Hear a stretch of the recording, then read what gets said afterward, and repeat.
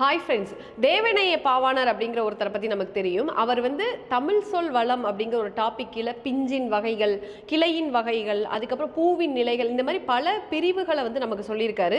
இந்த பிஞ்சு வகைகள் அப்படிங்கிறத பற்றி இன்னைக்கு நம்ம ஒரு சில எக்ஸாம்பிள் பார்க்கலாம். பிஞ்சு அப்படிங்கிறது என்னன்னு சொல்லுவாங்கன்னு பார்த்தீங்கன்னா, இளம் காய் அப்படின்னு சொல்லுவாங்க. இளம் காய் அப்படிங்கிறது பிஞ்சு. அடுத்து வடு அப்படிங்கிறது எதுக்கு வடு அப்படின்னு சொல்லுவாங்கன்னு பார்த்தீங்கன்னா, மாம் பிஞ்சு இருக்குது இல்லையா, அதைத்தான் வடு அப்படின்னு சொல்கிறாங்க. அதுக்கடுத்து மூசு அப்படிங்கிறது பலா பிஞ்சு. பலா பிஞ்சு இதைத்தான் மூசு அப்படின்னு சொல்லுவாங்க. ரொம்ப ரொம்ப முக்கியமான ஒன்று மூசு அப்படிங்கிறது. அடுத்து கவ்வை அப்படிங்கிறது எல் பிஞ்சு இருக்குது பார்த்தீங்களா, அதைத்தான் கவ்வை அப்படின்னு சொல்கிறாங்க. அடுத்து குறும்பை அப்படிங்கிறது தென்னை, பனை இதோட இளம் வகை இருக்கு இல்லையா, இளம் பிஞ்சு இருக்கு இல்லையா, அதைத்தான் என்ன சொல்கிறாங்கன்னா குறும்பை அப்படின்னு சொல்கிறாங்க. தென்னை, தென்னங்குறும்பை, பனங்குறும்பை அப்படின்னு நீங்கள் கேள்விப்பட்டிருப்பீங்க இல்லையா, இதைத்தான் பிஞ்சு வகைகள், அதாவது குறும்பை அப்படின்னு சொல்லப்படுது.